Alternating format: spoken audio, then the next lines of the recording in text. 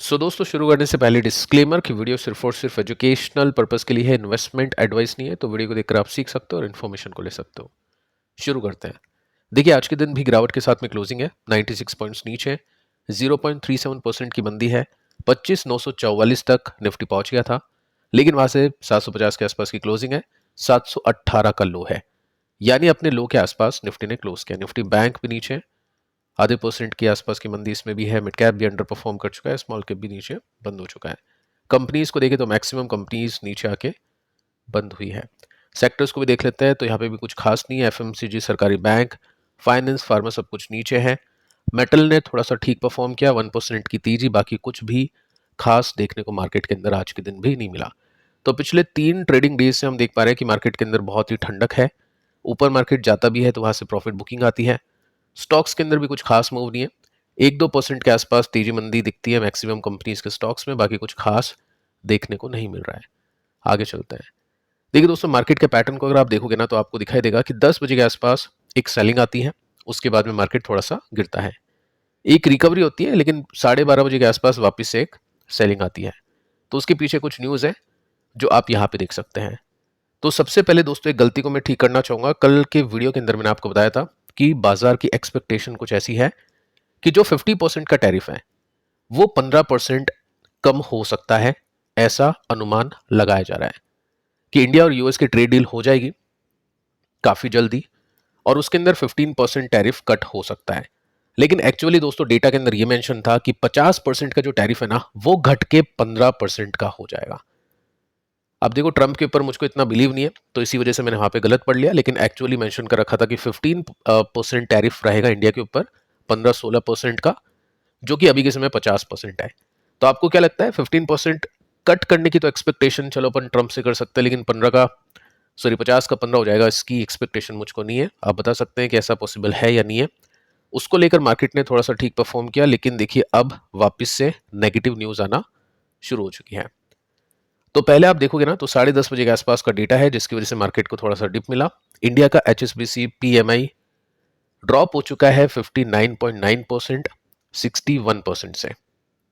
ठीक है, तो इतनी बड़ी बात नहीं है, लेकिन स्टिल मार्केट ने इसको थोड़ा सा नेगेटिवली देखा।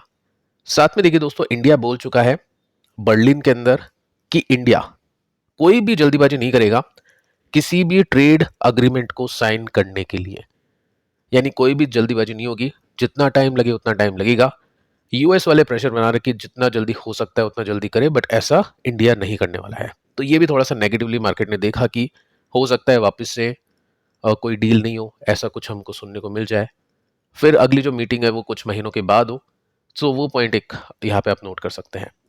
साथ में देखिए दोस्तों, 1 बजे के आसपास की न्यूज़ है कि इंडिया कोई भी ऐसी ट्रेड कंडीशन एक्सेप्ट नहीं करेगा जो इंडिया को अपनी पार्टनर कंट्री, यानी जो भी बाकी कंट्रीज है, चाहे वो रशिया हो, वो चाइना हो, उनके साथ में टाई को कट करने के लिए बोला जाए। मतलब यूएस इंडिया को ऐसा नहीं बोल सकता है कि आप रशिया के साथ में टाइस कट कर सकते हैं या करना चाहिए आपको या करो, तभी हम कुछ ना कुछ डील साइन करने वाले हैं। सो इंडिया ने साफ साफ ऐसा बोल दिया है। इसके बाद में देखिए दोस्तों, यहाँ पे 1:33 पर भी एक न्यूज आती है कि इंडिया का जो ट्रेड मिनिस्टर है वो ऐसा बोल चुके हैं कि ईयू कि जो ट्रेड रूल्स हैं वो हार्म करे, वो नुकसान पहुंचा रहे ट्रेड रिलेशंस को। तो काफी सख्ती से इंडिया ने अपना पक्ष रखा है और इंडिया चाहता है कि ऐसी डील साइन हो जिसमें इंडिया का बेनिफिट हो, साथ में यूएस का भी बेनिफिट हो जाए। तो इंडिया अपनी बात पर टिका हुआ है और इसी वजह से मार्केट को ऐसा लग रहा है कि अब हो सकता है डील नहीं हो और वापस से कुछ मंथ का गैप हो, उसके बाद में वापस से नेगोशिएशन शुरू हो जाए। सो एक रीजन है मार्केट के गिरने के पीछे का, बाकी और कुछ बड़ी न्यूज सुनने को देखने को नहीं मिली। साथ में देखिए दोस्तों, गोल्ड एंड सिल्वर अभी के समय ये फोकस में है। देखो मार्केट दोस्तों अभी के समय कुछ ऐसा है कि शांति से बैठना अच्छा है, नंबर्स देखना अच्छा है। वेट करें, नंबर्स देखें किस कंपनी के कैसे रिजल्ट आते हैं, क्योंकि कुछ ब्रेकआउट्स या कुछ बड़ी तेजी मंदी या कुछ सिग्नल अभी हमको नहीं मिल पा रहे स्टॉक्स के अंदर कि स्टॉक क्या करने की कोशिश कर रहे हैं। सो इन्वेस्टर्स अभी वेट एंड वॉच करें नंबर्स का। सिल्वर और गोल्ड यहाँ पे Q2 के रिजल्ट देखने का पॉइंट नहीं बनता है, तो इनके ऊपर अभी थोड़ा सा ज्यादा फोकस इन्वेस्टर्स कर रहे हैं। देखिए गोल्ड और सिल्वर को हम देखें तो यहाँ पे 2% से ज्यादा की गिरावट हो चुकी है और इसके पीछे का रीजन है यूएस का इन्फ्लेशन डेटा। ठीक है, वो आगे चल के अपन देखते हैं यूएस के मार्केट को जब डिस्कस करेंगे नेक्स्ट वीडियो के अंदर। साथ में आप देख सकते हैं ईटीएफ को गोल्ड कितना गिरा, 1.28% के साथ में नीचे है। कल भी नीचे था, आज के दिन भी नीचे है, पिछले कुछ दिवाली के बाद से हम बोल सकते हैं इसको नीचे गिर रहा है, क्योंकि मैं आपको बता चुका हूं कि दिवाली एक सेलिंग इवेंट था या उसके आसपास, क्योंकि जब स्प्लिट न्यूज देखते हैं, रिजल्ट अच्छे आते हैं, तब भी कभी कभी प्रॉफिट बुक होता है, क्योंकि और कुछ तेजी आने के पॉइंट नहीं बनते हैं। साथ में आप सिल्वर को देख सकते हैं। सिल्वर की बात करें तो यहाँ पे 2.35% की मंदी है, तो सिल्वर ज्यादा गिरा है गोल्ड के कंपैरिजन में। अब देखिए गोल्ड का चार्ट आपके सामने है। गोल्ड, मुझे ऐसा लग रहा है कि गोल्ड जब भी ऊपर जाएगा तो पहले थोड़ा सा कंसोलिडेट करने की कोशिश कर सकता है, क्योंकि जब भी गोल्ड के अंदर बड़ी तेजी होती है तो थोड़ा सा गोल्ड रुकता है, एक्यूमुलेशन होता है, जैसे यहाँ पे आप देखोगे, उसके बाद में तेजी।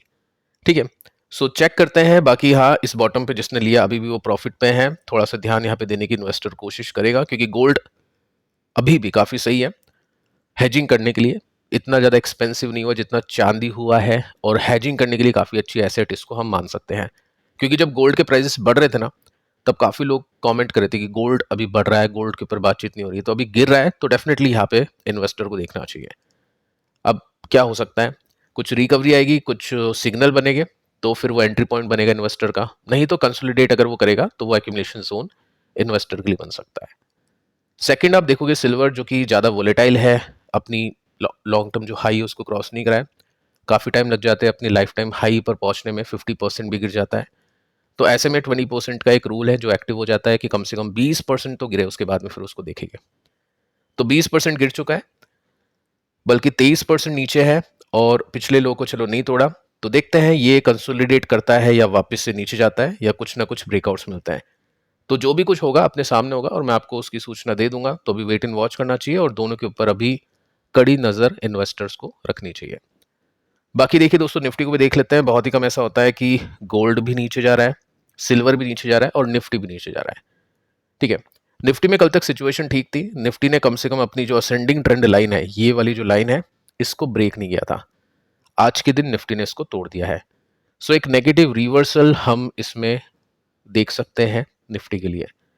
अब जब भी रिवर्सल होता है नेगेटिव, तो रेसिस्टेंस को देखा जाता है जो कि सपोर्ट बन जाते हैं, और जब भी पॉजिटिव रिवर्सल होता है फिर अपन देखते हैं रेसिस्टेंस को, और जब भी नेगेटिव रिवर्सल होता है तब हम देखते हैं सपोर्ट को। तो देखिए जो पहला सपोर्ट है वो हम इसको बोल सकते हैं, यहाँ से हम बेस बना सकते हैं, ये पिछले रेसिस्टेंस थे। सेकंड जो सपोर्ट है निफ्टी का वो आपको यहाँ पे देखने को मिल जाता है। सो देखते हैं कैसा परफॉर्म करता है निफ्टी। बाकी तो कुछ खास है नहीं, अभी Q2 के रिजल्ट देखने चाहिए।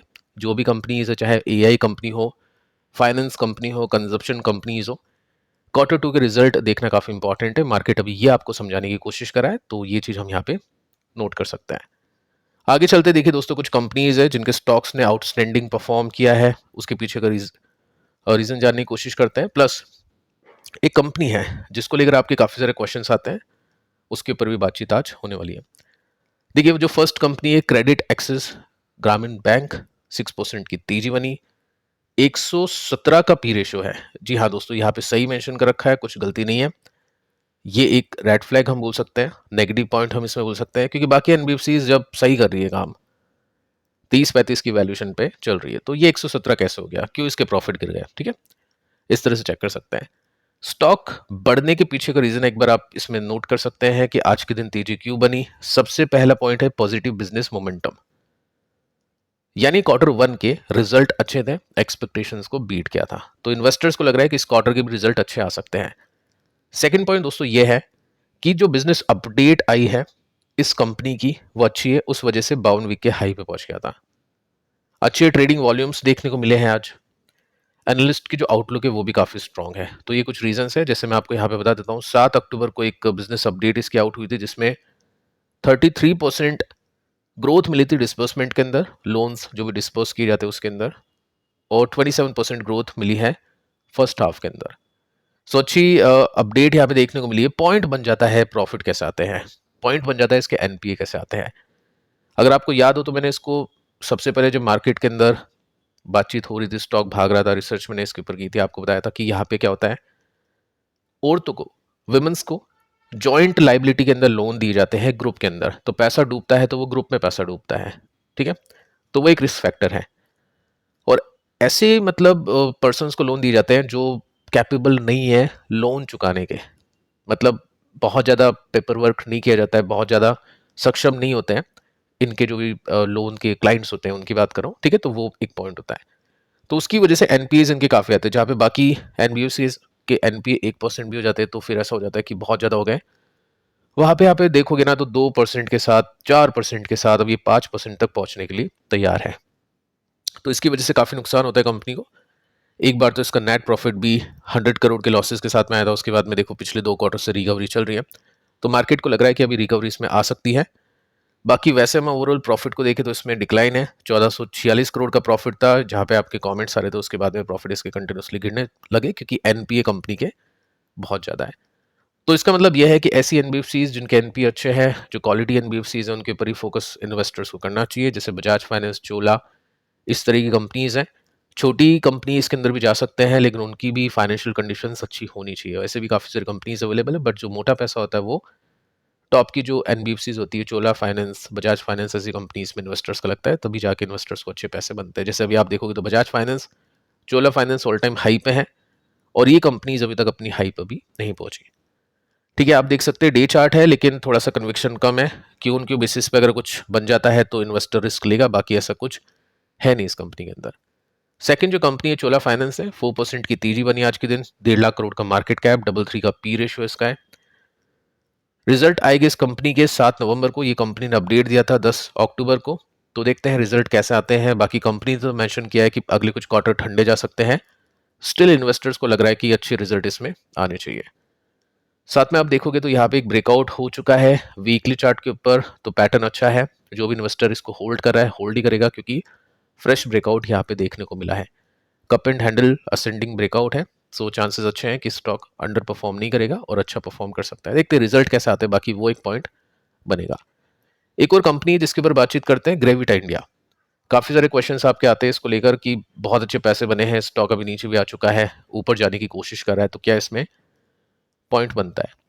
सो देखिए 12,000 करोड़ का मार्केट कैप, स्टॉक काफी चल चुका है, स्टिल 12,000 करोड़ का मार्केट कैप, यानी कंपनी काफी छोटी कंपनी थी स्टॉक चलने से पहले, अभी भी कंपनी स्मॉल कैप है। 35 का पी है, यानी बहुत ज्यादा नहीं है, ठीक है, वो भी एक पॉइंट है। रिटर्न्स हम देखें इसके तो अभी इतनी बड़ी गिरावट होने के बावजूद भी 36,000% के रिटर्न्स है।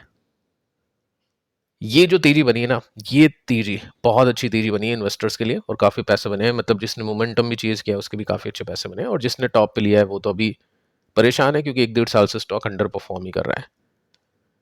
अब इसके लॉन्ग टर्म के चार्ट को देखें तो यहाँ पे आपको दिखाई देगा कि 2019 से लेकर 2012 तक इन्वेस्टर्स को कुछ नहीं मिला इसके अंदर, लेकिन उसके बाद में कंपनी का स्टॉक चल गया। क्या रीजन है इसके पीछे का? आज जो तेजी बनी उसके पीछे का रीजन पहले देख लेते हैं। वॉल्यूम्स अच्छे आए हैं, बड़ी बाइंग की है किसी ने। बाकी यहाँ पे आप देखोगे ना तो 2019 में प्रॉफिट कंपनी का कुछ ऐसा था, यानी ईपीएस, अर्निंग पर शेयर कुछ ऐसा था, लेकिन उसके बाद में ईपीएस बढ़ता है क्योंकि कंपनी का प्रॉफिट बढ़ जाता है। तो कायदे से चलना चाहिए स्टॉक, मतलब कोई ऑपरेटर ड्रिवन तेजी नहीं है, कंपनी ने मेहनत की है, कमाई की है, उसकी वजह से स्टॉक का प्राइस बढ़ा है। साथ में अगर आप देखोगे तो यहाँ पे कंपनी का जो काम है वो रिसाइकिल करने का है, जैसे प्लास्टिक को रिसाइकिल करते हैं वो सब काम यहाँ पे हो जाता है, ठीक है। कंपनी सबसे पहले क्या काम करती थी, लीड को रिसाइकिल करती थी, ये इसका फ्लैगशिप काम है।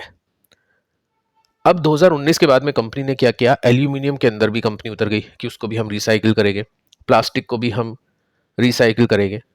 सो ये काफ़ी सारे प्रोजेक्ट्स कंपनी ने लिए और अपनी जो ब्रांच है, जो फैक्ट्रीज हैं आउट ऑफ इंडिया, इसकी पहले बहुत कम थी, अभी इसका जो फोकस है वो काफ़ी ज़्यादा बढ़ चुका है, एक्सपेंशन काफ़ी हो चुका है। अफ्रीका के अंदर भी इसकी फैक्ट्री लग चुकी है, साथ में श्रीलंका के अंदर भी इसकी फैक्ट्री लग चुकी है। सो ये रीज़न है इसके पीछे का कि कंपनी ने एक्सपेंशन किया, कंपनी के प्रॉफिट्स बढ़े हैं, और यहाँ पे आप देख सकते हैं इसके प्रॉफिट किस तरह से बढ़ रहे हैं। सो अभी इन्वेस्टर्स की एक्सपेक्टेशन काफ़ी हाई सेट हो चुकी है और वैसे रिजल्ट कंपनी दे नहीं पा रही है। और जैसे ही 1-2 क्वार्टर अगर एक्सपेक्टेशंस को बीट कर गए और मैनेजमेंट की तरफ से अच्छी कमेंट्री सुनने को मिल गई, कुछ एक्सपेंशन प्लान्स यहाँ पे सामने आ गए, तो वापस से कंपनी के प्रॉफिट अच्छे कर सकते हैं, जो कि ऑब्वियसली अभी भी कर रहे हैं, और स्टॉक के प्राइसेस के अंदर तेजी आ सकती है। लेकिन वो कब होगा वो देखना पड़ेगा चार्ट के अंदर, क्योंकि पहले भी जब भी कंपनी में तेजी बनी है वो कुछ इस तरह का पैटर्न के साथ में बनी है कि स्टॉक अच्छा करता है, उसके बाद में इस तरह से गिरता है, फिर कुछ ब्रेकआउट्स आते हैं, स्टॉक चलता है। यहाँ पे भी आप देख सकते हैं, यहाँ पे भी आप देख सकते हैं, और ये देखते हैं कि इसमें ऐसा कुछ होगा या फिर नहीं। यहाँ पे तो क्लियर कट आपको देखने को मिल रहा है वीकली चार्ट के अंदर कि एक ब्रेकआउट आता है, उसी रेसिस्टेंस के ऊपर सपोर्ट मिलता है, यहाँ से एक और ब्रेकआउट, उसके बाद में बड़ी तेजी बन जाती है। अभी वेट एंड वॉच करने का माहौल है इसके अंदर, क्योंकि जब रेसिस्टेंस ही ब्रेक नहीं हुआ है, जब तक रिवर्सल ही नहीं हुआ है, तब तक क्या ही कुछ कर सकता है इन्वेस्टर। सो इसको ट्रैक करेंगे, और सही कंपनी है, प्रॉफिट की ग्रोथ के हिसाब से अगर कुछ होता है तो डेफिनेटली यहाँ पे कुछ अच्छी ग्रोथ मिल सकती है इन्वेस्टर्स को। फिलहाल दोस्तों इस वीडियो में इतना ही, पिछले वीडियोस को भी आप देख लेना। मिलते हैं नेक्स्ट वीडियो में, तब तक के लिए बाय बाय।